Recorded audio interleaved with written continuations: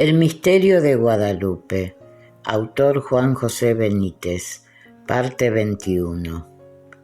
Donde las computadoras me convirtieron en 263.160 números. ¿Tiene alguna fotografía suya en su cartera? Aquella pregunta del profesor Tonsman me desconcertó. Los que me conocen saben que odio hacerme fotos. Yo no llevaba foto alguna y al menos por una vez lo lamenté. No se apure, se adelantó José Aste Tonsman al observar mi contrariedad. Bastará con una foto pequeña. Quiero mostrarle algo. En ese instante me vino a la mente la diminuta imagen del documento nacional de identidad. Es así, iba conmigo. No importa que sea así, les puse al tiempo que le enseñaba el carnet de identidad español. No, al contrario, cuanto más pequeña sea la foto o la imagen con la que se trabaja, mejor. Tonsman me invitó a salir de su despacho. En segundos recorrió los estrechos y luminosos pasillos del centro científico de IBM en la colonia del Pedregal, en el Distrito Federal, y me condujo hasta una pequeñísima habitación de poco más de 8 o 9 metros cuadrados. 2 voluminosas máquinas ocupaban prácticamente el lugar, dejando el espacio justo para 1 o 2 personas. Pronto caí en la cuenta de que me hallaba ante los ordenadores con los que el célebre profesor especialista en ingeniería de sistemas ambientales por la Universidad de Cornell, Estados Unidos, había descubierto una docena de figuras humanas desconocidas en el interior de ojos de la Virgen de Guadalupe.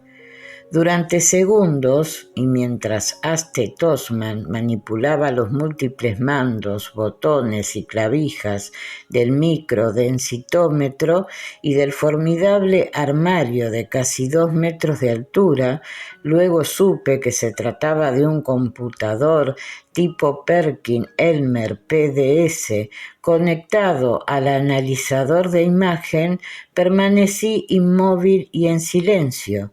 Si todo aquello era cierto, yo me encontraba por primera vez en el lugar exacto donde, y siempre, según Tonsman, habían aparecido las figuras de un indio sentado, la supuesta cabeza del primer obispo de la Nueva España o México, Fray Juan de Zumárraga, el traductor de el propio Juan Diego extendiendo su tilma y hasta el ya conocido hombre con barba al que me he referido en capítulos anteriores. Todos estos personajes habían sido rescatados del fondo de los ojos de la imagen de la señora gracias a aquellos complicados cerebros electrónicos. La emoción, lo reconozco, se apoderó de mí durante algunos minutos. Necesité de toda mi sangre fría para espantar aquella sensación y situarme nuevamente en mi papel de informador y casi abogado del diablo. Tonsman había colocado mi documento nacional de identidad sobre una negra y brillante plataforma circular de unos 50 centímetros de diámetro y siguió con la manipulación de los mandos del llamado microdensitómetro. Disculpe, profesor, pero ¿qué está haciendo? Voy a convertir su fotografía en números. Mejor dicho, lo harán los computadores. ¿Y cómo puede ser eso? En el fondo es muy sencillo. Basta con traducir o transformar los colores, en este caso el negro, blanco y los distintos grises que dibujan su fotografía, a dígitos o números. Se lo explicaré de una forma más simple. Imagine que sobre esta foto suya colocó una cuadrícula formada por líneas horizontales y verticales espaciadas a una misma distancia, de acuerdo con las distintas tonalidades de gris de la foto y con la posición de cada cuadradito de esa red o cuadrícula situada sobre la cara, notaremos que hay cuadraditos totalmente blancos, otros serán negros y mucho más con tonos intermedios, grises. Pues bien, si le damos un número a cada uno de esos colores, la computadora podrá reconstruir su fotografía, pero a base de dígitos o números. A este proceso se le llama digitalización de una imagen. Si consideramos, por ejemplo, que el color blanco puro es el número 0 y el negro absoluto el número 10, en medio nos quedarán todos los tonos del gris. A esa variación de grises le asignaremos el resto de los números del 1 al 9, ambos inclusive. Al terminar esta tarea previa del cambio de blanco, negro y grises por números, la fotografía, como le digo, había quedado representada por una tabla numérica. Es decir, un número por cada uno de esos cuadraditos. En efecto, a partir de ese momento, otra computadora podrá leer esa ensalada de números y reconstruir la imagen original, es decir, su cara o cualquier otra imagen. Este, ni más ni menos, es el sistema que se utiliza para la retransmisión de fotos tomadas por las cápsulas espaciales, los satélites artificiales y los astronautas. Ahora que usted lo dice, siempre me había preguntado cómo podían llegar hasta la Tierra esas impresionantes fotos en color o blanco y negro de Júpiter, de la Luna o de Saturno con sus anillos. Precisamente a través de este procedimiento, la imagen auténtica y original, la que ha captado la sonda espacial, es convertida en números y esos miles o cientos de miles o millones de dígitos viajan por el espacio en forma de impulsos eléctricos o de ondas, siendo traducidos por otra computadora a colores y formas, tal y como después lo vemos en los periódicos, revistas o en el cine y la televisión. Así de fácil y maravilloso, diría yo. Pues sí, esta fórmula de conversión y transporte de fotos tiene además otras muchas ventajas. La primera computadora, el microdecintómetro, es decir, la que cambia los colores por números o dígitos, puede mejorar incluso esa foto original quitándole posibles manchas, aplicando filtros, etc. Y la imagen final, la que nos da la segunda computadora, resulta así mucho más nítida y perfecta. Hoy, por ejemplo, los ordenadores digitales pueden arreglar una fotografía desenfocada o movida. Siguiendo este proceso de digitalización, es posible mejorar su resolución y recuperar los detalles confusos o perdidos en el original. Una vez situado el carnet de identidad sobre la pequeña plataforma circular del microdecintómetro, Tonsman centró su atención en el cuadro de mandos de la compleja máquina. Ahora, prosiguió explicándome, debemos fijar las coordenadas de la fotografía, su fotografía que pretendemos digitalizar o transformar en dígitos o números. ¿Para qué? Es imprescindible para que el haz de luz del microdecintómetro pueda barrer la foto con precisión. Si no delimitásemos el campo de acción donde debe trabajar ese haz de luz, es decir, la superficie completa de la foto, la máquina se saldría del objetivo principal. Al cabo de algunos segundos, Tonsman sonrió. Estaba claro que había logrado decirle a la máquina cuáles eran los puntos cardinales de mi imagen y de los que no podía escapar. Sin más comentarios, el científico se volvió hacia la segunda máquina, el computador, y se sentó frente a un pequeño teletipo o máquina de escribir. «Tenga paciencia», musitó Aste, mientras pulsaba las teclas de aquella terminal del computador. «Todo esté preparado para la conversión de su foto en números, solo queda transmitirle a la computadora las coordenadas que acabo de establecer en el microdecintómetro». «No se preocupe», le respondí, al tiempo que metía la nariz sobre la plataforma negra del micro. Al manipular los mandos, Tonsmann había hecho aparecer sobre mi fotografía 4 pequeñas cruces blancas o cursores que delimitaban mi cabeza por el cabello, orejas derecha e izquierda y cuello, respectivamente. El microdecintómetro se disponía a barrer una superficie de 2,5 por 3 centímetros. «Bien, todo está listo».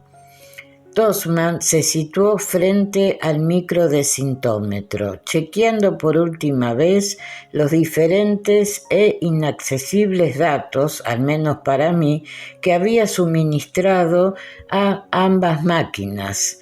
«Ahora observará», señaló el profesor hacia el documento de identidad que descansaba sobre la plataforma negra, cómo un rayo de luz blanca desciende de la parte superior del microdecintómetro y cae sobre su fotografía, barriéndola milímetro a milímetro.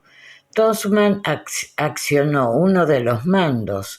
Al instante y de forma simultánea, la plataforma circular comenzó a mover el carnet y un grueso e inmóvil haz de luz blanca cayó sobre la imagen de mi foto. Ahora comprendía con claridad por qué aquel aparato, el microdecintómetro, era llamado también barredor de imágenes. Era sencillo, el rayo de luz barre la totalidad de la foto de derecha a izquierda y de arriba a abajo gracias a ese constante y lento movimiento del tablero. El haz incide sobre una parte distinta de la foto, del negativo o de la transparencia o diapositiva según se trate. En este caso concreto, el rayo del microdecintómetro estaba barriendo una superficie, como ya dije anteriormente, de 3 a 2 centímetros y medio.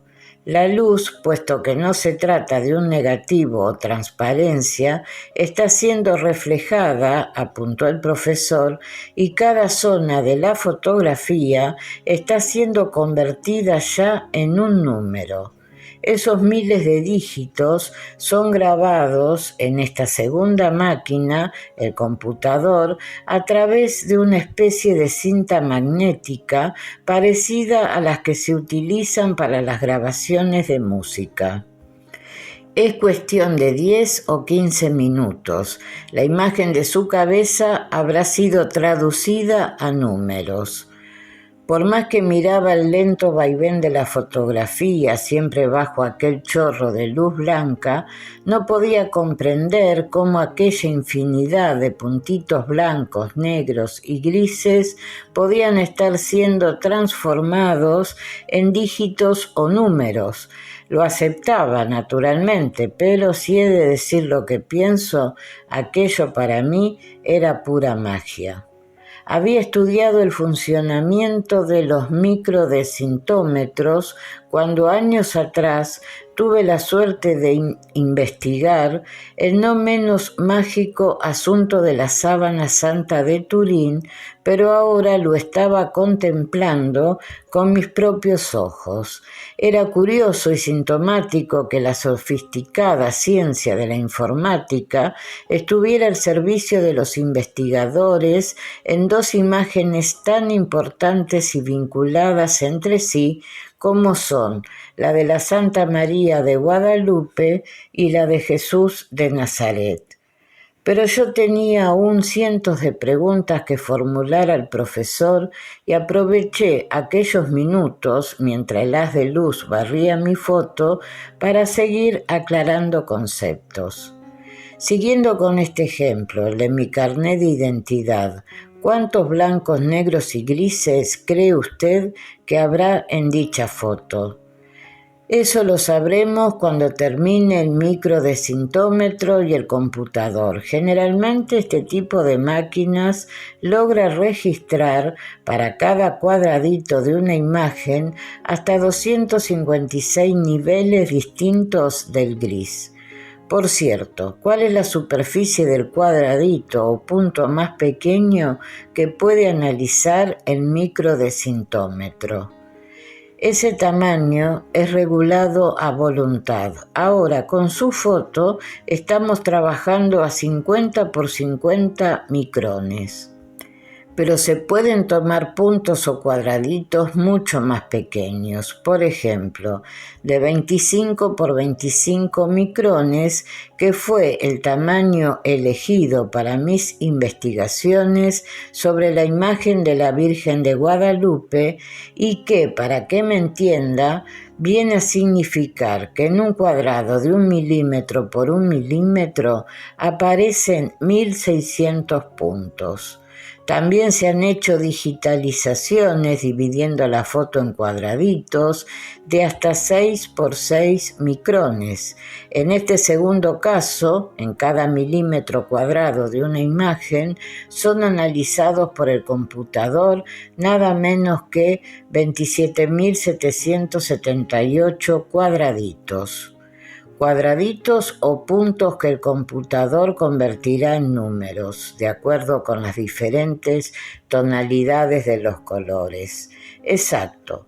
Y lo bueno es que cada uno de esos puntos, más que cuadrados, puede ser ampliado después por los ordenadores hasta 2500 veces su tamaño original. La máquina construye esas formidables ampliaciones como si fuera un tablero del juego de las damas en el que cada casilla o cuadrado nos mostrará una tonalidad de gris proporcional al valor numérico encontrado en el correspondiente cuadradito. Esta es la primera y gran ventaja que nos conceden las computadoras y me refiero naturalmente al caso de las figuras encontradas en el interior de los ojos de la Virgen, ya que podemos volver a reconstruir la figura, pero a una escala infinitamente más grande. Seguí absorto en aquel mágico vaivén de mi documento nacional de identidad. ¿Quién hubiera podido imaginar que aquel monstruo mecánico, el microdecintómetro, me estaba convirtiendo en miles de números? De pronto la máquina se detuvo, el barrido había concluido, el profesor pulsó otra decena de clavijas y botones luminosos y retiró el carnet de la plataforma circular. Ahí tiene, muchas gracias. No, gracias a usted. Le aseguro que es la primera vez que me reducen a simples números. Tonsman sonrió y acudió a la segunda máquina, procediendo a levantar el cristal que protegía el computador. Retiró un disco de color claro en el que, según me dijo, se encontraba la cinta magnética que contenía la ensalada de números y me invitó a abandonar aquel inolvidable recinto. Hemos concluido la primera fase de la operación. En esta cinta, como le he dicho, está su foto, pero convertida en dígitos. Ahora la introduciremos en otra computadora que se encargará de leerla y traducirla a una nueva imagen. Una imagen formada única y exclusivamente por números, lo sé, pero ¿podría decirme por cuántos? Sí, claro, al momento. Y el científico sacó una mini calculadora. Verá, ha sido un barrido de 430 columnas verticales por 612 líneas horizontales. Eso hace un total de 263.160 dígitos. Preferí no complicarme más la existencia y renuncié a nuevas preguntas sobre aquellas columnas y líneas horizontales. Lo importante es que la fotografía de mi cabeza había sido reducida a la insignificancia de 1/4 millón largo de números. Y el profesor Tosman me condujo hasta la planta baja del apacible chalet que constituye el centro científico de IBM en la capital de la República de México. Un sinfín de ordenadores se alineaban tras una puerta de cristal. Tosman la abrió y nos dirigimos hacia uno de los extremos de la espaciosa sala. Varias computadoras emitían un zumbido sordo pero penetrante, mientras sus discos giraban con brevísimas interrupciones. Sobre el inmaculado piso, uno de los ingenieros había colocado una ancha y larga tira de papel con un dibujo que no tardé en reconocer. Se trataba del mapa de México. Me detuve unos segundos y mientras lo contemplaba, Tosman contentó. Aquí tiene una de esas imágenes a la que antes me refería. Los satélites artificiales con los que trabajamos nos envían las fotografías digitalizadas del territorio mexicano y nosotros con estos ordenadores las transformamos. En efecto, aquel mapa estaba compuesto por cientos de miles, quizás millones de números, letras y otros signos que no logré identificar. Gracias a satélites como el Landsat o el meteorológico GOES, por ejemplo, podemos realizar estudios periódicos con vistas a programas agrícolas, previsión de huracanes o índices de humedad en diversos estados de la República. En estos momentos, prosiguió el profesor, trabajamos en varios proyectos muy prometedores, el Atlas Biológico del Estado de Veracruz, con el que podemos tener una visión de conjunto de las especies animales existentes en dicho territorio, grado de lluvia o de granizo, etc. ¿Y todo captado por los satélites? Sí. Pero somos nosotros con nuestros ordenadores quienes desciframos la información que encierran estas fotografías espaciales. ¿A qué otros proyectos se refería? Tosman se situó frente a uno de aquellos computadores de 2 metros de altura y me rogó que le disculpara. Introdujo el disco que llevaba en las manos en el ordenador y se concentró una vez más en la programación de la máquina. Según me había explicado, la cinta magnética que contenía mi foto debía ser leída por aquella computadora y por último aparecería mi imagen, pero formada por esos 263.160 números. Una vez leída la cinta por el ordenador, intervino nuevamente Tosman, mientras me señalaba el disco que acababa de empezar a girar, utilizamos 2 sistemas para reconstruir la imagen. Primero, por medio de una impresora. Este aparato vinculado a la computadora es algo así como una poderosa máquina de escribir que va imprimiendo línea por línea y a una tremenda velocidad sobre esas largas tiras de papel perforado que ha visto antes en el suelo. Segundo, Mediante fotografías tomadas directamente de las pantallas que se encuentran conectadas con las computadoras.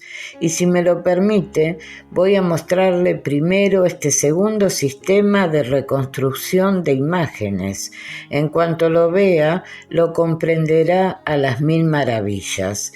Este ordenador necesita todavía un buen rato para leer la cinta magnética y reconstruir su foto a través de la impresora. Allí se quedó mi amiga la computadora procesándome.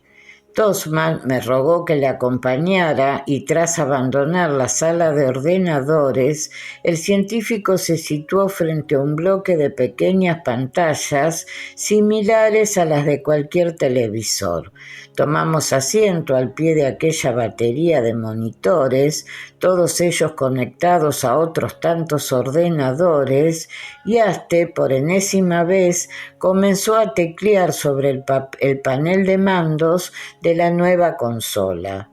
Me preguntaba antes qué proyecto teníamos entre manos. Asentí mientras contemplaba maravillado cómo aquel científico hacía aparecer en una de las pantallas una serie de claves, palabras, números y símbolos, todas ellas de un verde eléctrico, que constituían uno de los programas más fascinantes que he conocido. Aquí tiene usted lo que el profesor Corona, encargado del desarrollo de este proyecto, llama tomografía de positrones. ¿En qué consiste? Tolstman siguió tecleando y leyendo las claves que aparecían y desaparecían constantemente en la pantalla. De pronto, y mientras yo aguardaba una explicación, en otro de los monitores vi dibujarse una figura multicolor. Ahí tiene usted un corte transversal de un cráneo humano. Gracias a este proyecto realizado en colaboración con la Universidad de Nueva York, se intenta conocer la actividad cerebral del ser humano ante determinados estímulos y circunstancias. ¿Ha dicho usted actividad o estructura cerebral? Actividad. Observé la figura con mayor atención y efectivamente en el interior del cráneo se veían unas manchas de distintas tonalidades, formas y dimensiones. Veo que esas manchas, le comenté a Tolstman, atraviesan el hueso y parecen salir fuera de la cabeza. Así es. Se trata ni más ni menos de la actividad cerebral de ese individuo en ese momento concreto. No pude remediarlo e hice el siguiente comentario. Me recuerda el aura humana. Tolstman no respondió, pero yo estaba tan entusiasmado con esta experiencia científica que seguí interrogándole. Entonces, y por lo que veo aquí, ¿es posible fotografiar la actividad cerebral? Se trabaja en eso. ¿Qué beneficios puede reportar para el hombre? Muchísimos. Por ejemplo, localizar o fotografiar, como usted quiera, determinados tipos de locura. A estos comportamientos anómalos del cerebro humano le corresponden también unas formas específicas de actividad cerebral. Y eso, como le digo, puede ser detectado y estudiado. Un hombre esquizofrénico, por ponerle un ejemplo, presentará en estas mismas pantallas un tipo de actividad cerebral. Si conseguimos estudiar a fondo esa forma concretísima de actividad cerebral, quizás tengamos al alcance de nuestras manos la solución para muchos trastornos mentales. ¿Podría ser fotografiada también la actividad cerebral de un asesino o de un genio? Por supuesto. Me quedé en silencio, tratando de absorber hasta el último detalle de aquella imagen. Tosman me había rogado que no hiciera fotos y mis cámaras permanecían en el interior de mi inseparable bolsa negra. Estaba perdiendo una gran oportunidad, pero había dado mi palabra de honor. Era fascinante comprobar y ver cómo la actividad cerebral de un ser humano llega incluso a traspasar las paredes de su propio cráneo, extendiéndose a 5 o 10 centímetros del hueso y en todas direcciones. Quiero mostrarle otro proyecto. Tosman borró del monitor la figura casi milagrosa del cráneo y tecleó en busca del nuevo programa. En aquella borrachera de tecnología esperaba ya cualquier cosa. El científico interrumpió durante segundos su tecleo en los mandos de la consola y dirigiendo la vista hacia sala de ordenadores, musitó: la lectura de la cinta debe de estar a punto de terminar. No sea impaciente. Pronto verá su fotografía digitalizada y aumentada. La verdad es que no sentía la menor impaciencia, todo lo contrario. Disfrutaba como un niño ante aquella ventana al futuro. El profesor de investigación de operaciones en la Universidad Iberoamericana de México comprobó por última vez las claves del nuevo proyecto e hizo aparecer en otra de las pantallas del terminal de la computadora la pequeña cruz blanca llamada cursor. Con este mando puede mover el cursor a su antojo. Situó ante mí una pequeña esfera negra parecida a una pelota de goma, semienterrada en una caja de plástico y unida al ordenador por un largo cordón umbilical. Al mover la pelota, el cursor se deslizaba instantáneamente por la pantalla del monitor. Era como un juego. El proyecto consiste en un estudio matemático-estadístico de los posibles puntos de referencia que utiliza todo ojo humano ante cualquier visión, paisaje, persona, cosa, antes de llegar a la identificación del mismo. Mi gesto de extrañeza debió de alarmar a Tosman porque acto seguido añadió: parece complicado, ¿no? Trataré de explicárselo con un ejemplo. El hombre funciona básicamente a través de señales o mensajes que le están llegando constantemente del exterior y que su cerebro, en millonésimas de segundo, recoge, clasifica y trata de identificar. Una vez terminado este proceso, el cerebro le dice al individuo que está, por ejemplo, ante una rosa roja. Pero para que el ser humano termine por identificar a esa flor, ha sido necesario un previo reconocimiento visual del objeto en cuestión. El ojo, a una velocidad que ni siquiera las computadoras pueden igualar por el momento, lleva a cabo una especie de barrido de la rosa y transmite la información al cerebro. Pues bien, este proyecto consiste en averiguar qué puntos básicos de cualquier objeto, persona o paisaje elige o recorre el ojo del hombre en ese proceso inmediatamente anterior a la identificación. Y cómo se las arreglan para investigar algo que casi es instantáneo. Estudiamos las trayectorias que pueden seguir los ojos en esta identificación con un ejercicio que casi parece un juego de niños. El ordenador tiene preparado el rostro de una persona mundialmente conocida, un político, un artista de cine, etc., pero el sujeto va a ser sometido a la experiencia, no sabe de quién se trata. ¿Y en qué consiste el juego? Usted mueve el cursor y lo sitúa en cualquier punto de la pantalla.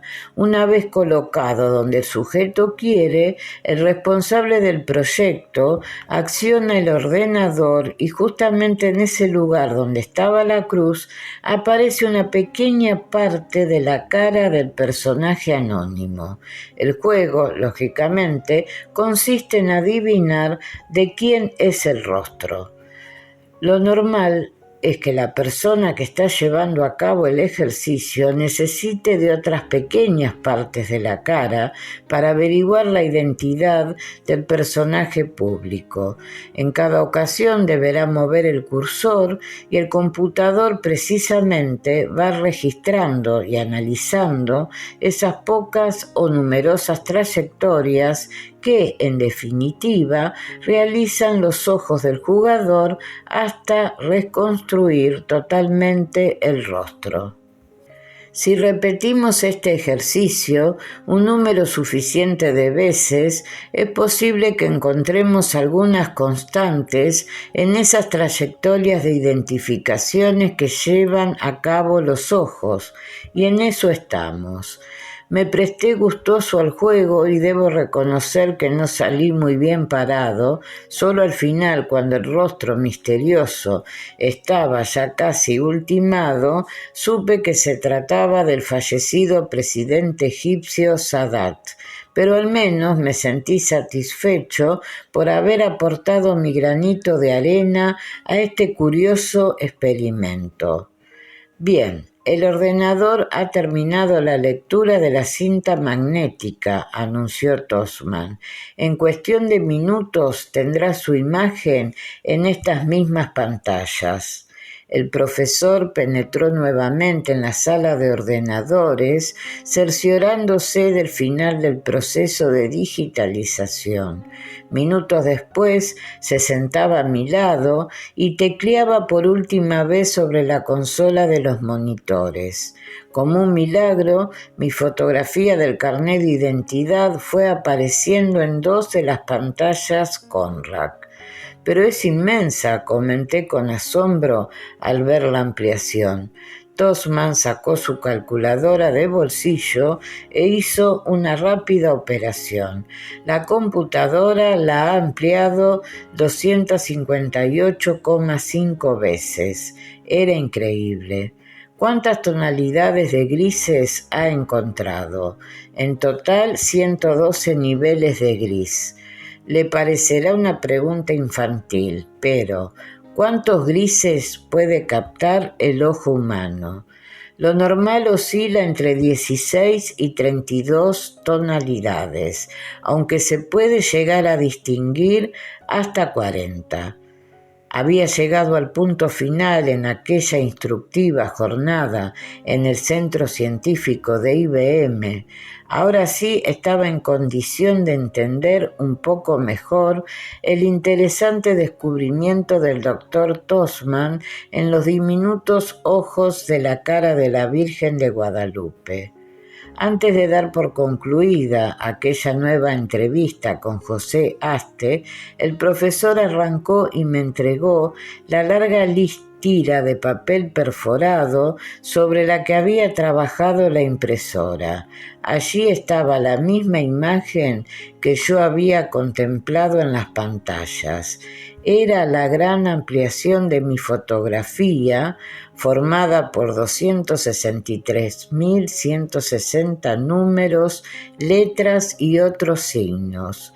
Mientras uno de los ordenadores reconstruía mi cabeza a través de las pantallas, otra computadora había transmitido la misma información a la citada impresora, y allí estaba el resultado, un pequeño gran milagro de la informática.